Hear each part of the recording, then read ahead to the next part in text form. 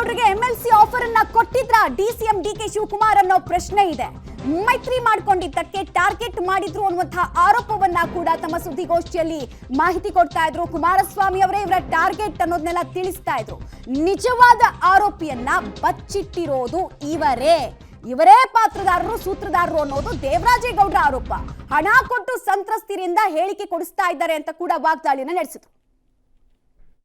Driver ಮೇಲೆ ಈಗಾಗಲೇ complaint ಯಾರು ಆರೋಪಿ ಇದನ್ನಲ್ಲ ಪ್ರಜ್ವಲ್ ರೇವಣ್ಣ ಅವರ ಕಡೆ ಅಂದರೆ ಅವರು ಕ್ಯಾಂಡಿಡೇಟ್ ಆಗಿದ್ದಾಗ ಅವರ ಏಜೆಂಟು ಪೋಲಿಂಗ್ ಏಜೆಂಟು ಈಗಾಗಲೇ FIR ಮಾಡಿಸಿದ್ದಾರೆ ಅವ್ರ ಮೇಲೆ, ಡ್ರೈವರ್ ಮೇಲೆ. ಅಲ್ಲಿ ಇವತ್ತವರೆಗೂ ಕೂಡ ಆ FIR ಬಗ್ಗೆ ತನಿಖೆ ಮಾಡಲೇ ಇಲ್ಲ. ಅಲ್ಲಿ ಡ್ರೈವರ್ ಎಲ್ಲೋ ಅಂತ ಹುಡುಕ್ಲಿಲ್ಲ. ಅಲ್ಲಿ ನಾನು ಈಗಾಗಲೇ ಕೆಲವರು ಮಾಹಿತಿ ಪೆನ್ ಡ್ರೈವ್ ಹಂಚಿರೋಂಥ ವ್ಯಕ್ತಿಗಳ ಕ್ಲೂ ಕೊಟ್ಟಿದ್ದೀನಿ, ನಾನು ಹೆಸರು ಕೊಟ್ಟಿದ್ದೀನಿ, ಫೋನ್ ನಂಬರ್ ಕೊಟ್ಟಿದ್ದೀನಿ, ಅವ್ರಿರೋ ಲೊಕೇಶನ್ ಕೊಟ್ಟಿದ್ದೀನಿ. ನಾನು ಅಲ್ಲಿ ಅದು ಹುಡುಕ್ಲೇ ಇಲ್ಲ. ಇವರಲ್ಲಿ ಡ್ರೈವರ್ನ ಎಲ್ಲಿ ಮಡಿಗೆವ್ರೆ ಅನ್ನೋದಕ್ಕೆ ಒಂದು ಪಕ್ಕ ಉದಾಹರಣೆಯನ್ನು ಕೊಟ್ಟೆ. ಸರ್ಕಾರದ ಗೇಮ್ ಯಾವ ಮಟ್ಟಕ್ಕೆ ನಡೀತೈತೆ ಅನ್ನೋದಕ್ಕೆ ಇಲ್ಲಿ ರಾತ್ರಿ ತುರ್ತು ಸಭೆ ಕರೆದು ದೇವರಾಜೇಗೌಡರನ್ನ A1 ಆರೋಪಿ ಮಾಡಬೇಕು.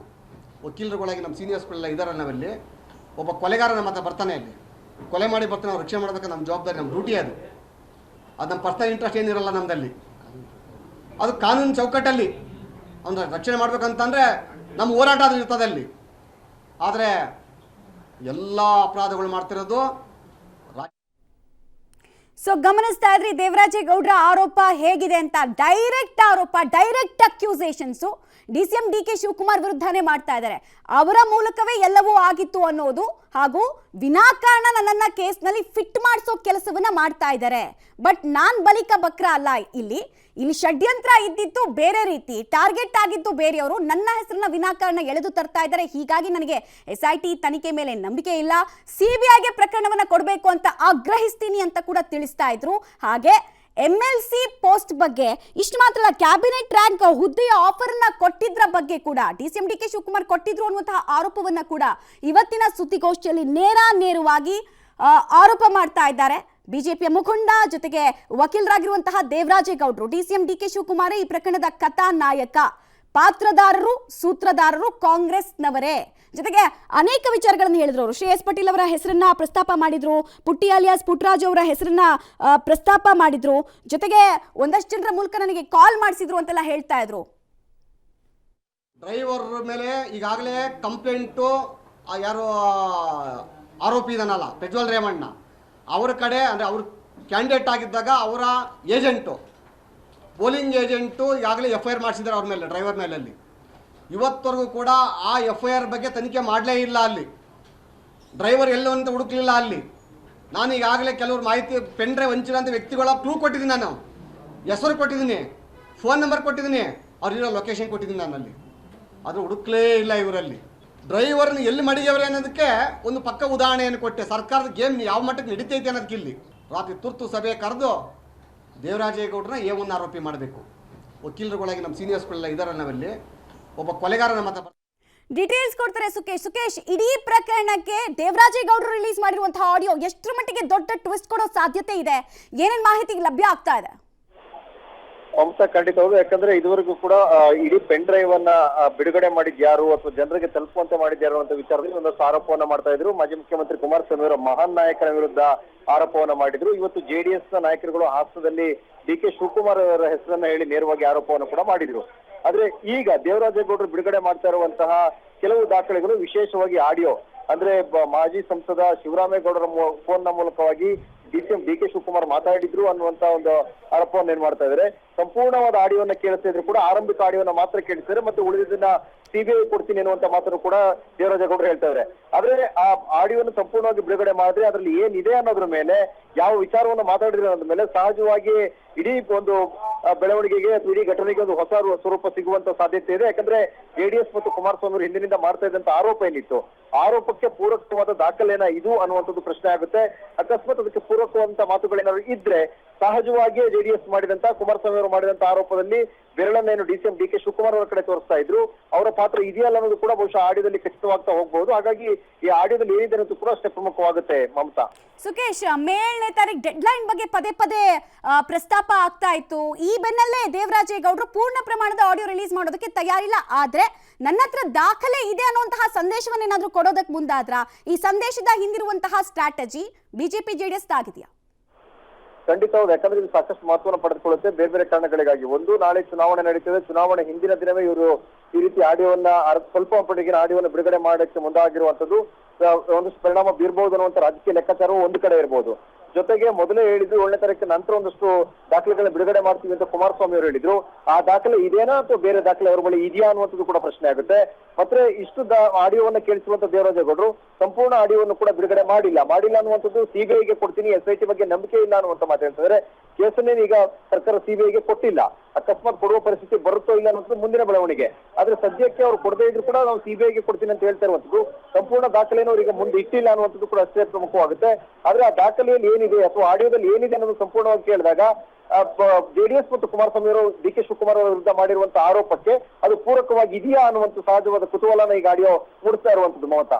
ರೈಟ್, ಧನ್ಯವಾದ ಸುಕೇಶ್ ನಮ್ಮಲ್ಲ ಮಾಹಿತಿಗಾಗಿ. ಒಟ್ಟಿನಲ್ಲಿ ಇವತ್ತು ರಿಲೀಸ್ ಆದಂತಹ ಅಲ್ಪ ಪ್ರಮಾಣದ ಆಡಿಯೋ ಸಾಕ್ಷ್ಯ ಏನಿದೆ ದೇವರಾಜೇಗೌಡರ ಕಡೆಯಿಂದ, ಜೆಡಿಎಸ್ ನಾಯಕರು ಹಾಗೂ ಕುಮಾರಸ್ವಾಮಿ ಅವರು ಪದೇ ಪದೇ ಡಿ ಕೆ ಶಿವಕುಮಾರ್ ಅವರ ಹೆಸರನ್ನ ಪ್ರಸ್ತಾಪ ಮಾಡ್ತಾ ಇದ್ರೆ ಅದಕ್ಕೆ ಪೂರಕವಾಗಿರುವಂತಹ ಅಂಶವನ್ನ ರಿಲೀಸ್ ಮಾಡಲಾಗಿದೆಯಾ? ನಾಳೆ ಚುನಾವಣೆ ಇದೆ, 2ನೇ ಹಂತದ ಚುನಾವಣೆ ಇದೆ. ಸೊ ಇವತ್ತೇ ಈ ಡೆವಲಪ್ಮೆಂಟ್ ಆಗ್ತಿರೋದು ನೋಡಿದ್ರೆ ಸಿನಿಮಿಯ ರೀತಿಯಲ್ಲಿ ಟ್ವಿಸ್ಟ್ ಅಂಡ್ ಟರ್ನ್ ಕೊಡೋದಕ್ಕೆ ಮೈತ್ರಿ ನಾಯಕರು ಮುಂದಾಗಿದ್ದಾರಾ? ಈ ಪ್ರಶ್ನೆ ಕೂಡ ಇದೆ. ಇವರ ಮೇಲೆ ಈಗಾಗಲೇ ಕಂಪ್ಲೇಂಟು ಯಾರು ಆರೋಪಿ ಇದನ್ನಲ್ಲ ಪ್ರಜ್ವಲ್ ರೇವಣ್ಣ ಅವರ ಕಡೆ, ಅಂದರೆ ಅವರು ಕ್ಯಾಂಡಿಡೇಟ್ ಆಗಿದ್ದಾಗ ಅವರ ಏಜೆಂಟು ಪೋಲಿಂಗ್ ಏಜೆಂಟು ಈಗಾಗಲೇ FIR ಮಾಡಿಸಿದ್ದಾರೆ ಅವ್ರ ಮೇಲೆ, ಡ್ರೈವರ್ ಮೇಲಲ್ಲಿ. ಇವತ್ತವರೆಗೂ ಕೂಡ ಆ FIR ಬಗ್ಗೆ ತನಿಖೆ ಮಾಡಲೇ ಇಲ್ಲ. ಅಲ್ಲಿ ಡ್ರೈವರ್ ಎಲ್ಲೋ ಅಂತ ಹುಡುಕ್ಲಿಲ್ಲ. ಅಲ್ಲಿ ನಾನು ಈಗಾಗಲೇ ಕೆಲವರು ಮಾಹಿತಿ ಪೆನ್ ಡ್ರೈವ್ ಹಂಚಿರೋಂಥ ವ್ಯಕ್ತಿಗಳ ಕ್ಲೂ ಕೊಟ್ಟಿದ್ದೀನಿ, ನಾನು ಹೆಸರು ಕೊಟ್ಟಿದ್ದೀನಿ, ಫೋನ್ ನಂಬರ್ ಕೊಟ್ಟಿದ್ದೀನಿ, ಅವ್ರಿರೋ ಲೊಕೇಶನ್ ಕೊಟ್ಟಿದ್ದೀನಿ ನಾನು ಅಲ್ಲಿ. ಅದು ಹುಡುಕ್ಲೇ ಇಲ್ಲ ಇವರಲ್ಲಿ. ಡ್ರೈವರ್ನ ಎಲ್ಲಿ ಮಡಿಗೆವ್ರೆ ಅನ್ನೋದಕ್ಕೆ ಒಂದು ಪಕ್ಕ ಉದಾಹರಣೆಯನ್ನು ಕೊಟ್ಟೆ. ಸರ್ಕಾರದ ಗೇಮ್ ಯಾವ ಮಟ್ಟಕ್ಕೆ ನಡೀತೈತೆ ಅನ್ನೋದಕ್ಕೆ ಇಲ್ಲಿ ರಾತ್ರಿ ತುರ್ತು ಸಭೆ ಕರೆದು ದೇವರಾಜೇಗೌಡರನ್ನ A1 ಆರೋಪಿ ಮಾಡಬೇಕು. ವಕೀಲರುಗಳಾಗಿ ನಮ್ಮ ಸೀನಿಯರ್ಸ್ಗಳೆಲ್ಲ ಇದ್ದಾರೆ. ನಾವಲ್ಲಿ ಒಬ್ಬ ಕೊಲೆಗಾರ ನಮ್ಮ ಹತ್ರ ಬರ್ತಾನೆ, ಅಲ್ಲಿ ಕೊಲೆ ಮಾಡಿ ಬರ್ತಾನೆ, ಅವ್ರು ರಕ್ಷಣೆ ಮಾಡಬೇಕು, ನಮ್ಮ ಜವಾಬ್ದಾರಿ, ನಮ್ಮ ಡ್ಯೂಟಿ ಅದು. ನಮ್ಮ ಪರ್ಸನಲ್ ಇಂಟ್ರೆಸ್ಟ್ ಏನಿರಲ್ಲ ನಮ್ಮದಲ್ಲಿ. ಅದು ಕಾನೂನು ಚೌಕಟ್ಟಲ್ಲಿ ಅಂದರೆ ರಕ್ಷಣೆ ಮಾಡ್ಬೇಕಂತಂದರೆ ನಮ್ಮ ಹೋರಾಟ ಅದು ಇರ್ತದೆ ಅಲ್ಲಿ. ಆದರೆ ಎಲ್ಲ ಅಪರಾಧಗಳು ಮಾಡ್ತಿರೋದು ರಾಜ್ಯ ಸರ್ಕಾರ.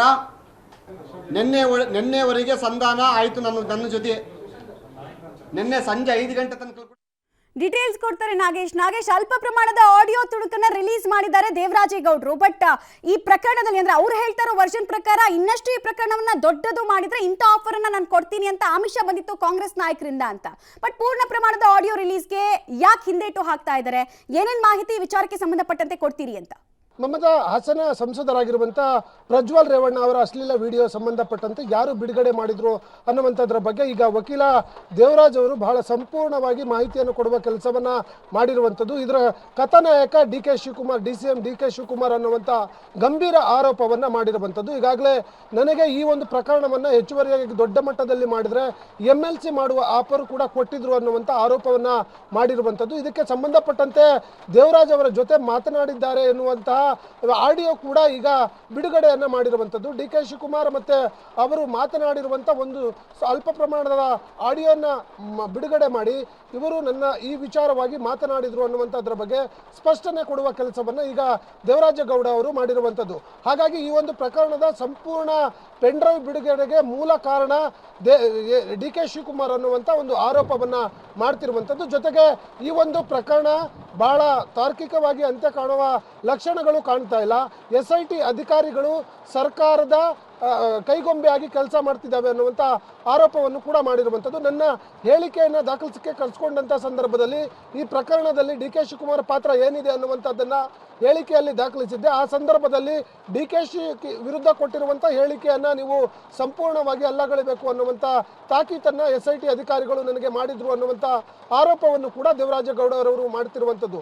ಹಾಗಾಗಿ ಈ ಒಂದು ಪ್ರಕರಣದಲ್ಲಿ ಎಚ್ ಡಿ ಕುಮಾರಸ್ವಾಮಿ ಅವರು ಬಿಜೆಪಿ ಜೊತೆ ಮೈತ್ರಿ ಮಾಡಿಕೊಂಡಿದ್ದೇ ಈ ಮೂಲ ಕಾರಣ ಅನ್ನುವಂಥ ಆರೋಪವನ್ನು ಕೂಡ ಮಾಡ್ತಿರುವಂಥದ್ದು. ಬಹಳ ಪ್ರಮುಖವಾಗಿ ಈ ಒಂದು ಪ್ರಕರಣದಿಂದ ಬಿಜೆಪಿ ಮತ್ತೆ ಮೋದಿಯ ಹೆಸರು ದೊಡ್ಡ ಮಟ್ಟದಲ್ಲಿ ಕೆಡಿಸಬೇಕು ಅನ್ನುವಂಥ ಆಲೋಚನೆ ಇಟ್ಕೊಂಡು ಕಾಂಗ್ರೆಸ್ ಸರ್ಕಾರ ಸಿದ್ದರಾಮಯ್ಯ ಮತ್ತೆ ಡಿ.ಕೆ. ಶಿವಕುಮಾರ್ ಅವರು ಮಾಡ್ತಿರುವಂತ ಅನ್ನುವಂಥ ಆರೋಪವನ್ನು ಮಾಡಿ ಸ್ವಲ್ಪ ಪ್ರಮಾಣದ ಆಡಿಯೋನ ಬಿಡುಗಡೆ ಮಾಡಿರುವಂಥದ್ದು. ಸುಮಾರು 30 ನಿಮಿಷಕ್ಕೂ ಅಧಿಕ ಇರುವಂಥ ಆಡಿಯೋ ನನ್ನ ಬಳಿ ಇದೆ. ಆದರೆ ಸಂಪೂರ್ಣ ಆಡಿಯೋ ಬಿಡುಗಡೆ ಮಾಡಿದ್ರೆ ಅದನ್ನ ಮಾರ್ಕ್ ಮಾಡಲಾಗುತ್ತೆ ಅನ್ನುವಂಥ ಒಂದು ಆತಂಕದಿಂದ ನಾನು ಆಡಿಯೋವನ್ನು ಬಿಡುಗಡೆ ಮಾಡಲಾಗ್ತಿಲ್ಲ ಅನ್ನುವಂಥ ಒಂದು ಮಾತನ್ನು ಕೂಡ ಹೇಳ್ತಿರುವಂಥದ್ದು. ಜೊತೆಗೆ ಈ ಒಂದು ಪ್ರಕರಣ SIT ಇಂದ ತನಿಖೆ ಮಾಡಿದ್ದಾದಲ್ಲಿ ಇದನ್ನ ತಾರ್ಕಿಕ ಅಂತ್ಯ ಕಾಣಲಿಕ್ಕೆ ಸಾಧ್ಯ ಇಲ್ಲ.